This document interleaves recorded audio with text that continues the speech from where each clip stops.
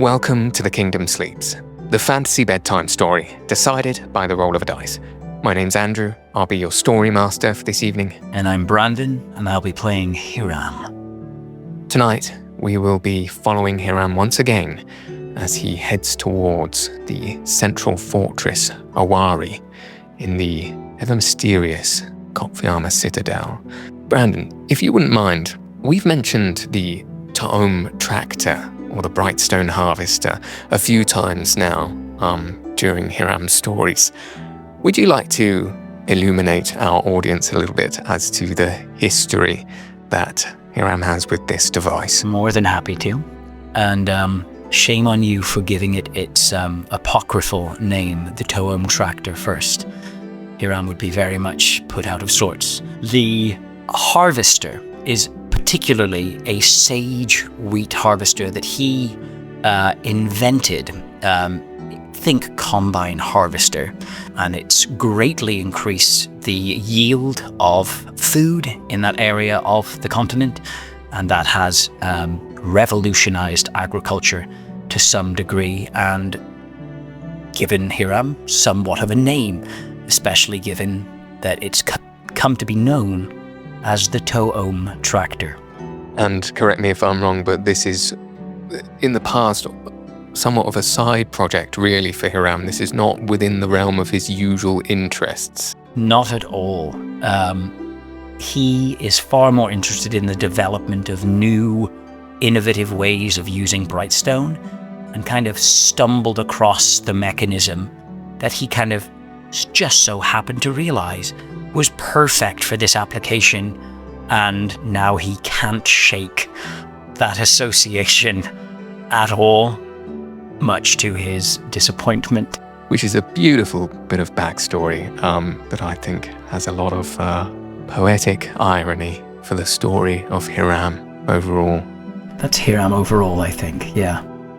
I'd like to, as always, say a huge thank you to our listeners and our Patreons for helping to support this podcast and being so patient for us whilst we took our break during the November-December period. If you are listening now and you're not a supporter of the Patreon and would like to help support this podcast, you can find the link in the description. But without further ado, close your eyes, make yourselves comfortable, and join us where the kingdom sleeps.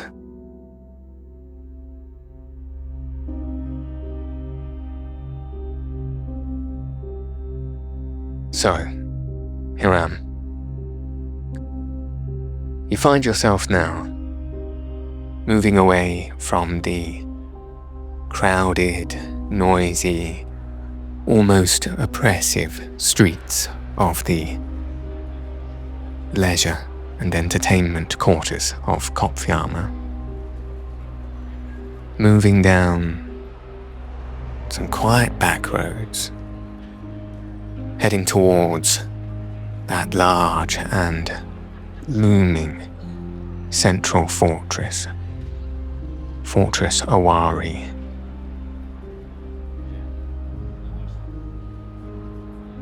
As you do so, looking up at this gargantuan structure,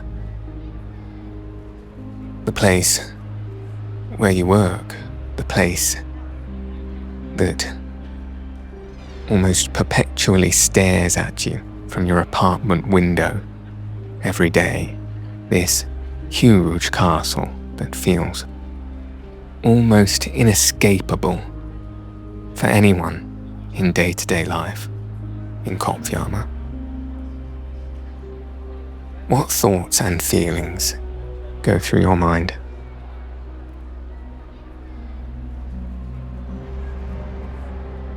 There's a slight relief at being in his own company once again, and a newfound sense of drive and purpose since he decided that he was going to go back to the Citadel. But all of that is a thin veil over the latent and persistent anxiety that he has been feeling ever since he discovered that device in his apartment. And I think there's just a hint of adrenaline that's masking that right now.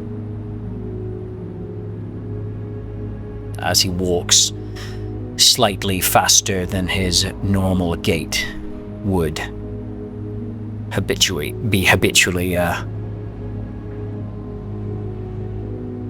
as he walks through the narrow streets.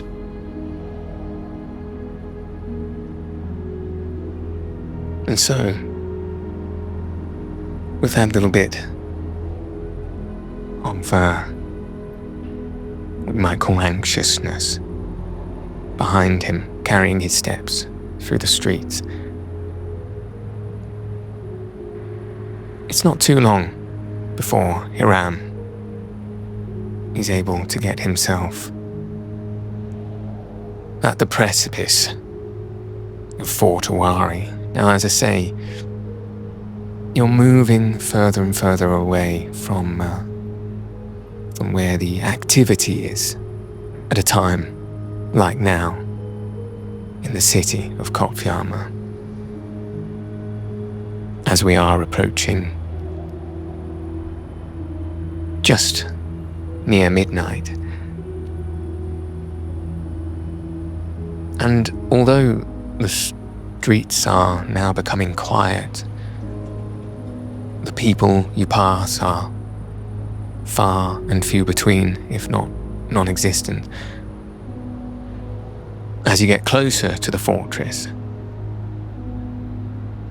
this is when you'll see the buzz and activity of a well-oiled military machine still very much in motion. Fort Owari is a place that is manned round the clock. There is never no one at the fort.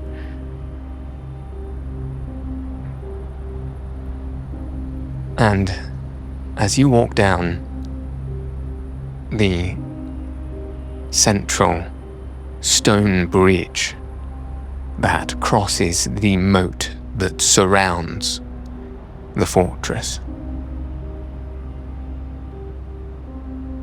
the bright stone lamps lining your way on either side, huge bright stone spotlights illuminating the entrance that you head towards.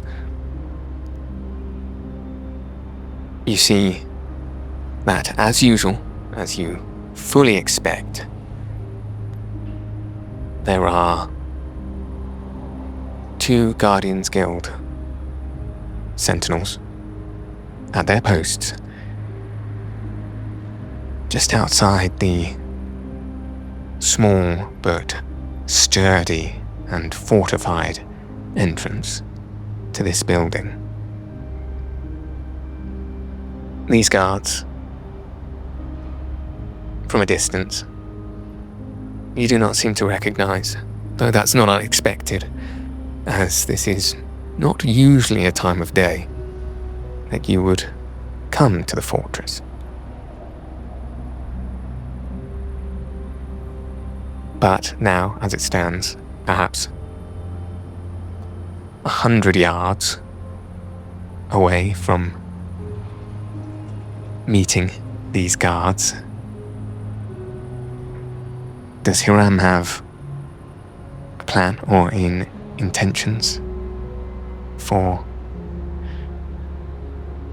what he might do or say to get into this building? As I approach these guards, I'm going to make a just slight lifting of the plans, phase plans, out in front of me and kind of tap the cylinder of paper in my left hand as I support the weight of it in my right, trying to imply, without words as I approach, that I have need of taking this documentation in and hoping that, if questioned, I can rely on that to lubricate the security restrictions.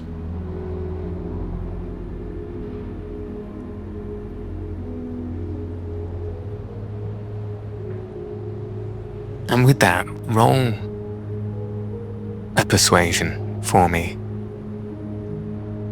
to see if simply determination and a gesture can influence these guards. That's an 18. 18. So as you walk forward, closer and closer to the entrance, with that look of purpose and determination, I presume attempting to be as nonchalant as possible, waving this scroll in your hand. I might even, as I get close, just lift it slightly and doff my head towards the guards. With an 18, the guards, who are professionals and duty-bound, hold firm in their position, even as you enter, standing in front of the entrance gate. But they do greet you with a smile, warm smile on their face. And as you approach within speaking distance, the one on the left says, "Good evening. Evening. Making a delivery?" Yes, I have some plans here from one of the apprentices working on the Hiram deal block. I have recently learned that they will need them by tomorrow morning, and due to a meeting, I will be unable to return them in time, so I'm here now to return them. Well, the fortress thanks you. You can be very happy to leave them with us, and we can send a... I will need to briefly make some notes on them.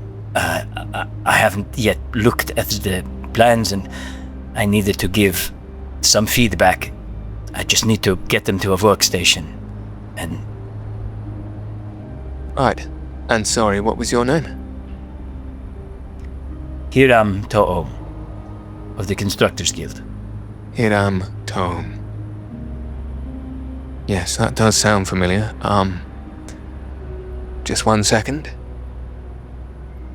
And the one on the left turns to the one on the right. They share a curt nod as the one on the right leans into a small hatch at the side of the gate and whispers a few words. There's sort of an awkward silence for a moment as you stand in the still and slightly chill air until you hear a clunk clunk on the other side of this hatch,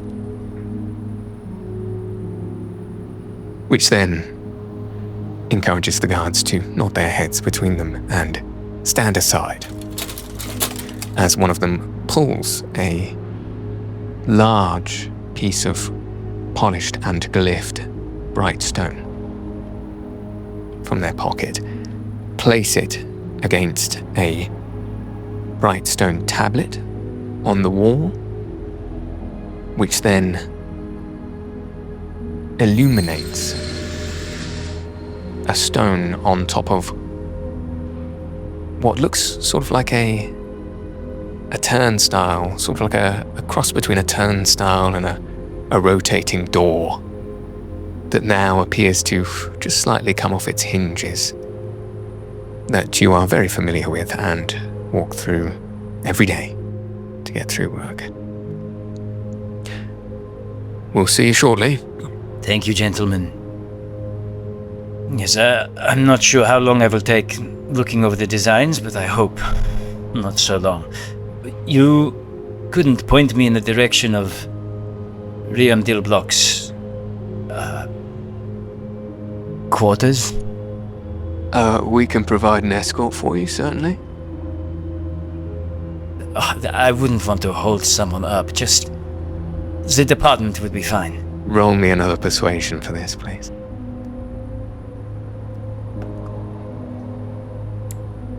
$19. The gentleman on the left says, "You say you won't be long?" I certainly hope not. If these plans are a complete disaster, I may be a little longer, but I hope for better. No, of course. Yeah, all you have to do is, are you familiar with, development? Yes, I work here, but I don't tend to wander around. If you, well, that's what we like to hear. Head towards the development wing, and, upon entrance, take the third spiraling left. And, if you continue walking down, you'll see a sign for, the tutelage, offices. Perfect. Thank you again. I hope to see you very soon. The moment that Hiram gets out of the sight and hearing of these guards through the great doors, he literally pulls at his collar and wipes a bead of sweat from his brow and lets out an exacerbated sigh, and then turns his head towards the corridor that would lead him to Riam Dilblock's offices, staying very conscious of any other guards or other observers in the hallways.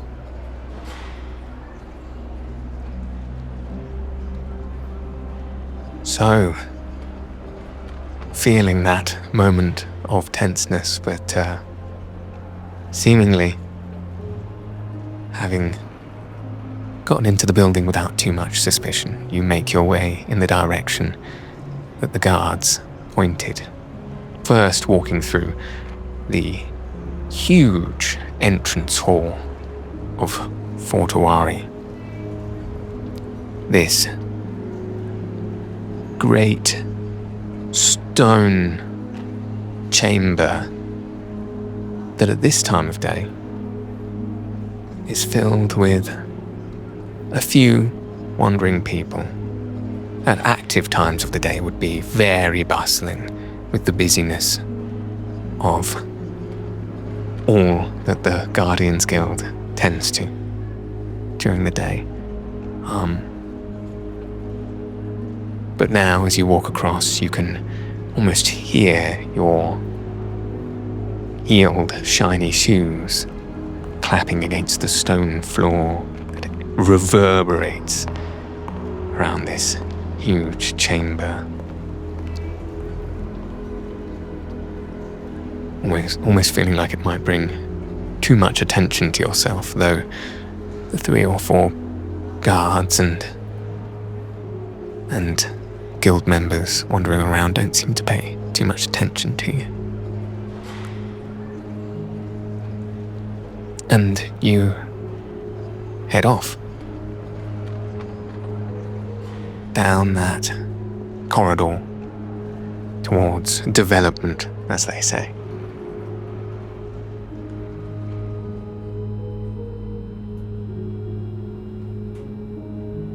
Now, I would like you to roll me a d10, if you could.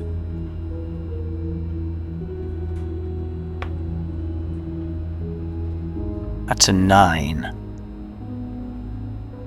9.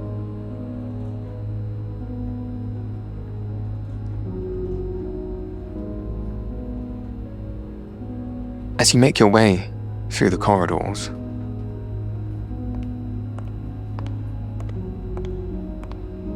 despite the quietness of the night, you pass quite a few people on your way over to Dillblock's offices. 9 people cross your path, in fact.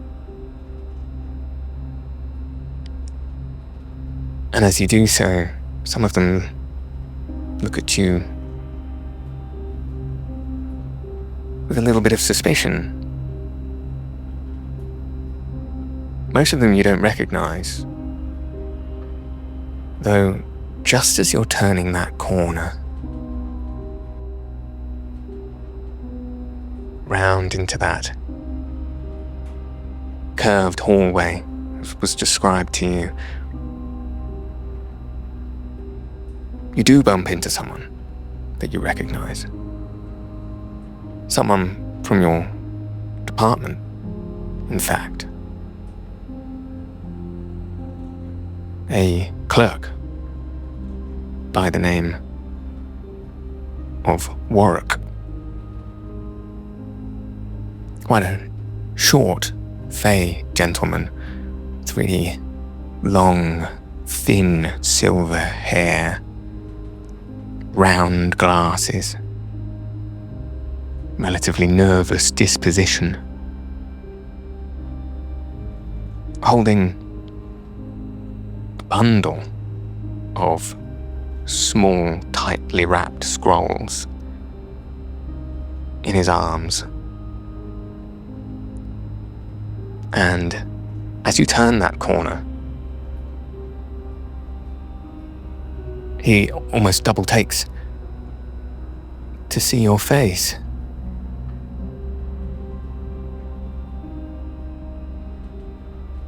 And says, "Oh, Mr. Tom, what are you doing here at this time of night?" Working late, as you seem to be, eh? And I gesture with the plans that I continue to feel are my saving grace right now. Working late? Well, I saw you as a bit more of a regimented man, huh? For all the time I've known you, you've been pretty bang on, making sure you come in and leave right on time. Was there something important going on? Less so important and more simply time sensitive. Need to return some plans for one of Hiram's apprentices before tomorrow morning.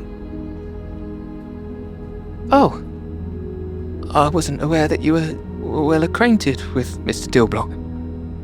I'm not. I am doing one of his apprentices a favor. They are working on some agricultural designs, and naturally they wanted my input. Oh. Well, fair enough. What are you doing here so late, Warwick? Oh, you know. I was overworked. There were a lot of requests that came through yesterday, and I simply couldn't get on top of them. So I've been writing out a lot of the returns, and then I've just gone and collected a few more, and yes, just like you say, working through the night. Your diligence, as ever, is appreciated, Warwick. You can roll me an insight, if you'd like. an insight or... No, go for an insight, sorry. That is an 8. He seems nervous to have seen you.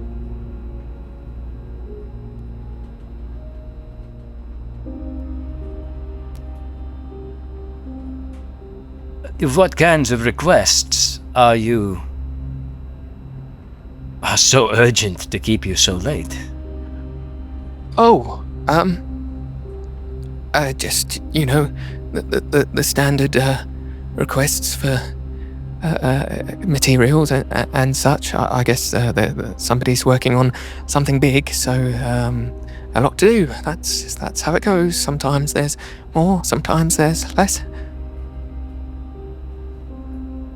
Nothing I can help with. I'm here now. I might as well put myself to use. No, Mr. Tom, that's fine. Everything under control, thank you. And he walks very quickly past you, round the corner.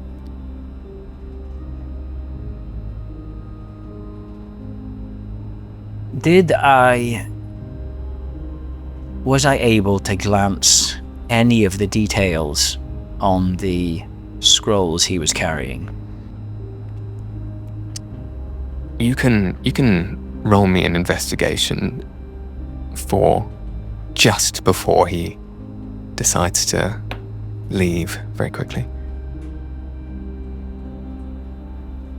That's an 18.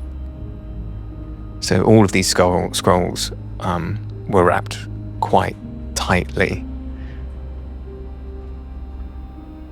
And so you wouldn't actually be able to read any of the glyphs properly on the inside. However, on an 18, I will say on the outside of some of the scrolls facing you in this bundle that he had in his arms, you did happen to notice a seal, an emblem of sorts, which was unfamiliar to you. It sort of was a circle with some geometric shape inside of it, because you were only just trying to take a look as he was walking away quickly. You couldn't say rightly that you could draw it again from memory, but an unusual symbol, some kind of sigil on these papers.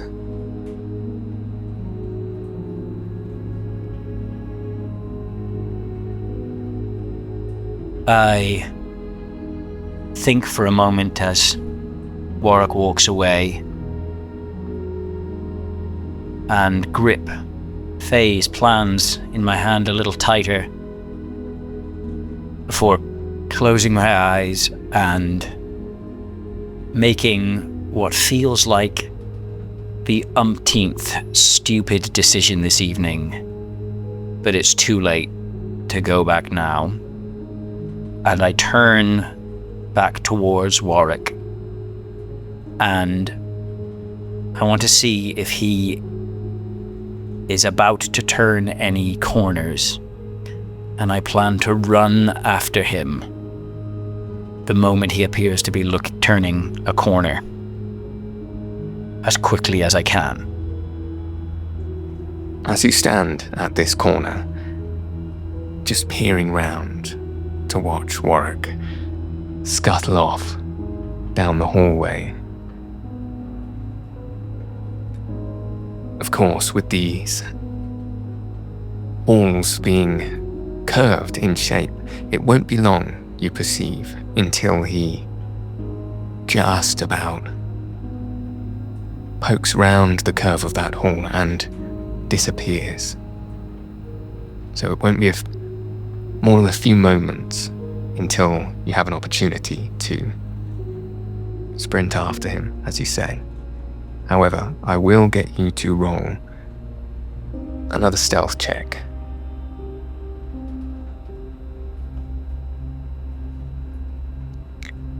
That's a 13. And with a 13, as I say, as you stand ready at that corner, just waiting for Warwick to scuttle round the corner out of sight, you dart down this curved hallway and just about manage to deftly glide across this stone-polished floor that might otherwise sort of clap and reverberate under the hard heels of your brogue shoes, but you just about manage to keep your footsteps to the level of the general low-level murmuring that you can hear echoing out in the grand hall just ahead of you both. As such, as you are able to just about catch up with Warwick as he turns that corner, and you find yourself just behind him, perhaps 5 feet away, unnoticed, as he continues to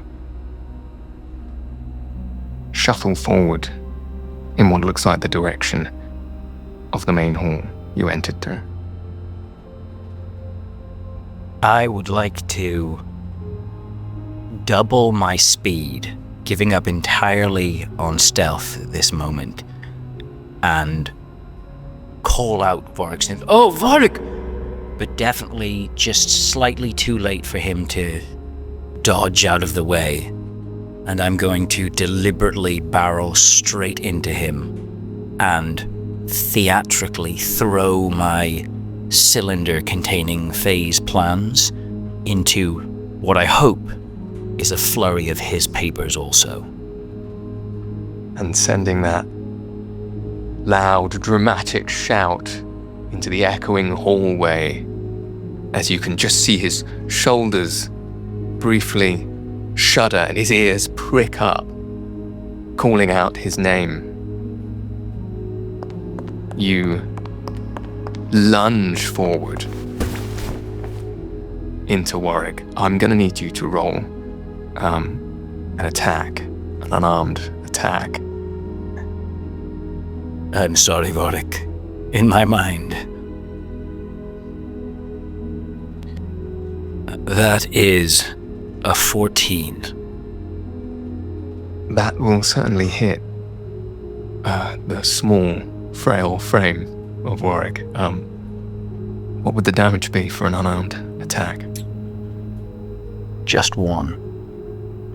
Warwick takes a hard thud to the ground, as do you, as you both crash onto the stone floor, and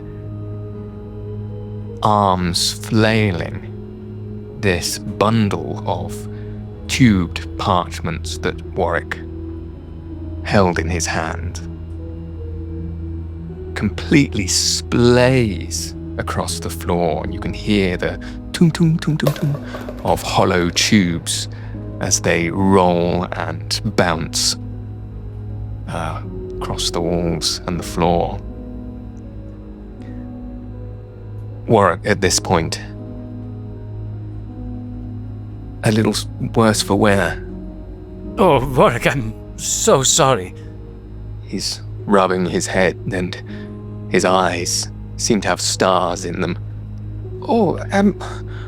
What's going on? I've remembered something, but no, it doesn't matter. Let me help you. And I begin to gather up his scrolls and kind of help him up a little if I can, and bundle scrolls into his arms as I help him up, quickly checking each one to find the scroll that has that interesting emblem that I hadn't seen before on it, which I will tuck away as my own, adding phase to his pile.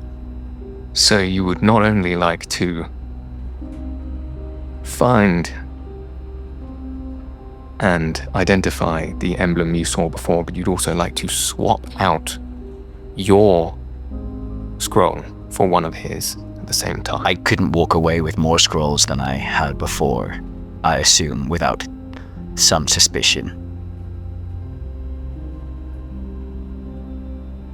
The check is not going to be high, but I will need you to roll not only an investigation check, but a sleight of hand as well. Okay, I'll go for investigation first. So 16 on investigation. With so many scrolls splayed out, you are easily able to locate one with the emblem on it. And what was your sleight of hand? 19. Great. Only catching a brief glimpse before, you're now able to see more precisely, even in this sort of hustle and bustle of trying to draw Warwick up and bundle him with the scrolls, but you can see clearly that this symbol is a triangle with a circular shape embedded in it, and what looks like a 5-petaled flower, perhaps? Roll me a history check, please.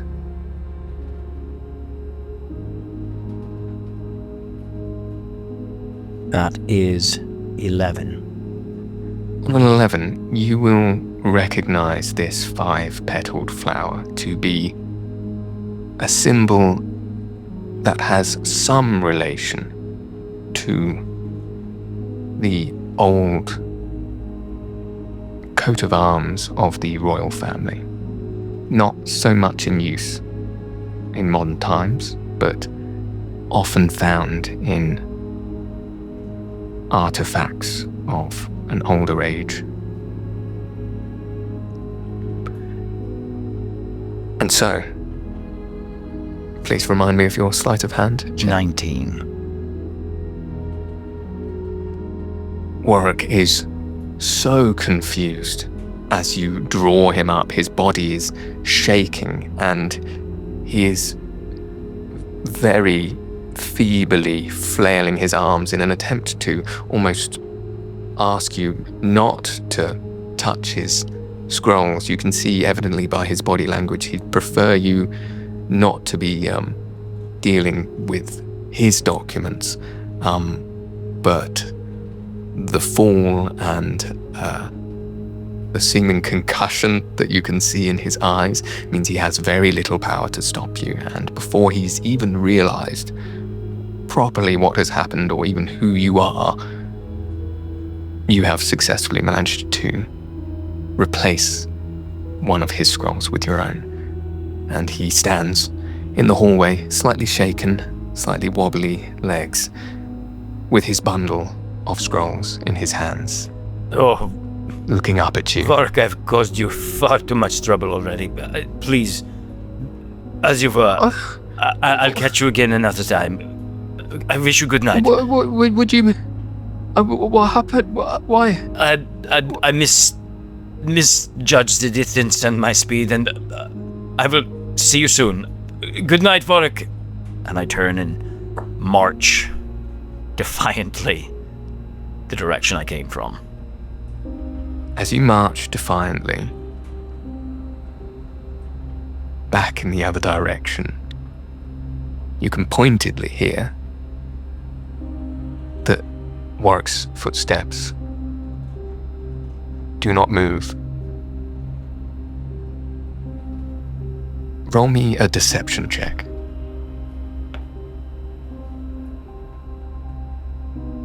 It's a 13. You have your head down and you're walking quickly and defiantly in the opposite direction. And so, all you can hear is a few moments of silence and some slow footsteps in the opposite direction as Warwick walks away. I spare a glance over my shoulder, aware of how relatively close to that entrance hall and perhaps other people we are, just to see if anyone may have seen our mishap. Roll me a perception check, please. That's a 6. As you just crane your head a little bit over your shoulder to check the damage, as far as you can see, there's no one else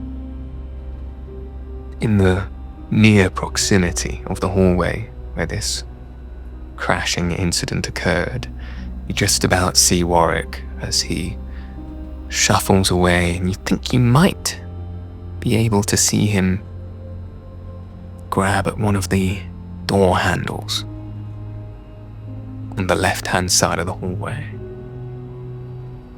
But by this time, you've already made your way around the curve of the hall. Do I know what department we're currently in, or that he might have just walked into?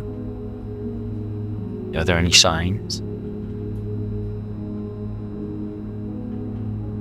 Roll me a history check, please. That is a 6 also.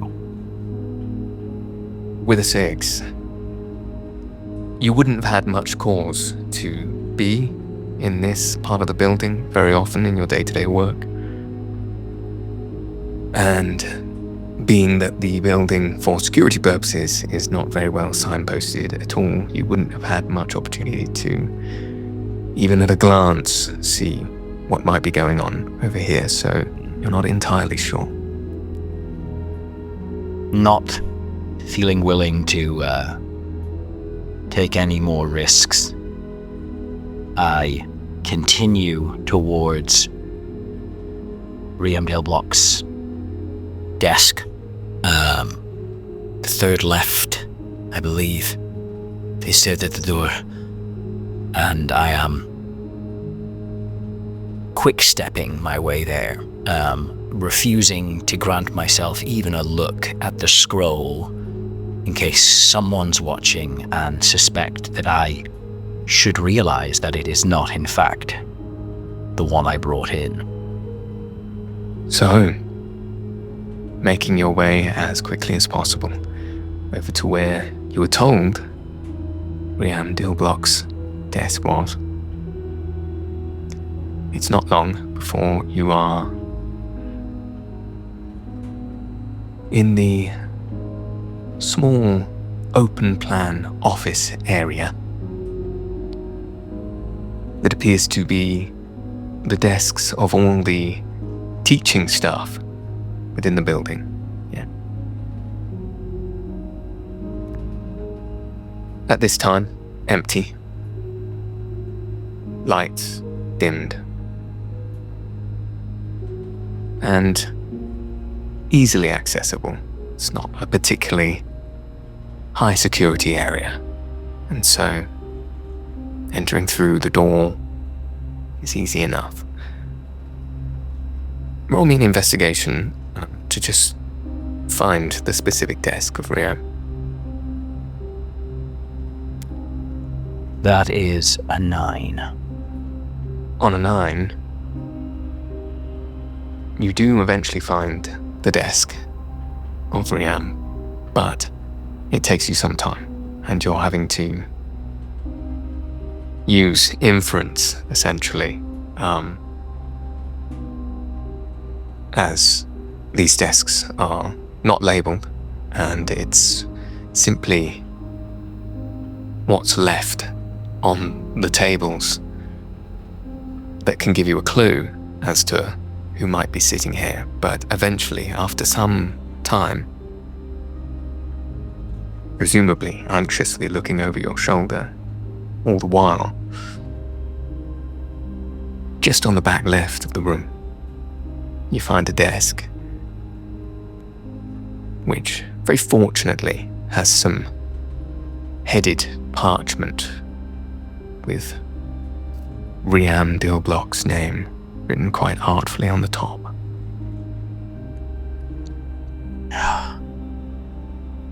I take a look around the room to make sure I'm alone, and assuming I am, I take a seat at his desk and begin to roll out the cylinder of parchment I have procured from Warwick.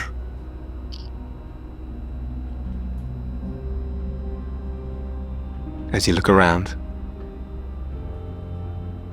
with no sound or sight of anyone else,